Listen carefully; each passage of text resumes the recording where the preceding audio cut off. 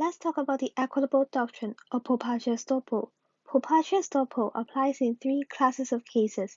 The first case is clear promise of gift from A to B.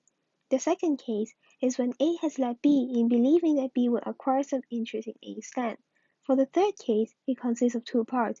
For the first part, we have B, who made a unilateral mistake about his rights with detrimental reliance on his mistaken belief. For the second part, we have A, who knew about B's mistake but kept silent. The effect of Proprietary Estoppel is that A will be estopped from claiming interest in land against B.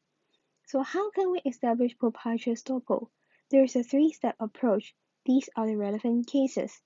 The first step is to establish an equity, which means to show that it will be unconscionable for a party to deny proprietary interest of another party. To establish an equity, we need two elements.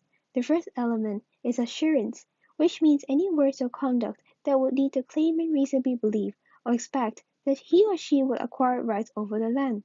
The second element is detrimental reliance or change of possession. There has to be a causative link between the detriment and the assurance, and the change of position must be reasonable. There is a difference between commercial cases and domestic cases. For domestic cases, there's a lower threshold. For commercial cases, there's a higher threshold. So as you can see, for commercial cases, the claimant must prove reliance. But for domestic cases, if the assurance is intended to be relied on by the claimant, reliance on the assurance may be inferred. The relevant case is Greeley and Cook.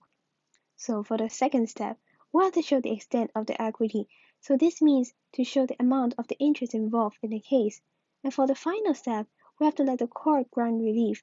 So the court will try to satisfy the expectation generated by the assurance, but the court retains its discretion to grant the most appropriate remedy.